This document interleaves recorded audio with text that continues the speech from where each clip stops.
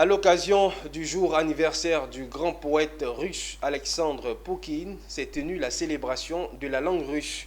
Dans le cadre du renforcement des liens d'amitié entre la Russie et la Côte d'Ivoire, l'entreprise Cher a initié une journée culturelle dont l'objectif est de promouvoir l'échange culturel et linguistique entre les deux pays. Le témoignage de Enis Bogou et Ezekiel Seri.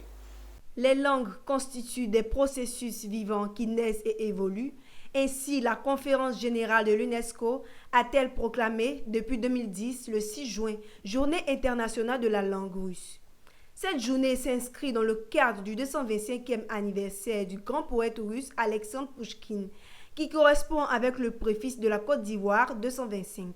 Cette coïncidence symbolique est l'occasion parfaite pour tisser des liens culturels et renforcer la compréhension mutuelle entre la Russie et la Côte d'Ivoire. Le culturel revêt une importance très capitale dans la mesure où on célèbre ici le 225e anniversaire de la culture russe, et à travers un personnage de renom, un personnage qui a marqué l'histoire de la Russie, surtout dans le domaine de la littérature, Alexandre Pouchkine.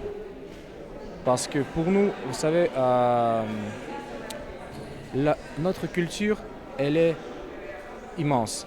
Et avoir une possibilité de montrer notre culture ici en Côte d'Ivoire, en Afrique, pour montrer ça aux Africains, c'est vraiment quelque chose d'extraordinaire.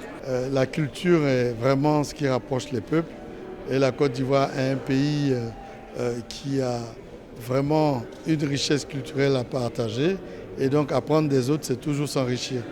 Je vois que je découvre quelqu'un d'extraordinaire qui a traversé son temps et qui a eu un impact sur la culture russe et sur la littérature mondiale.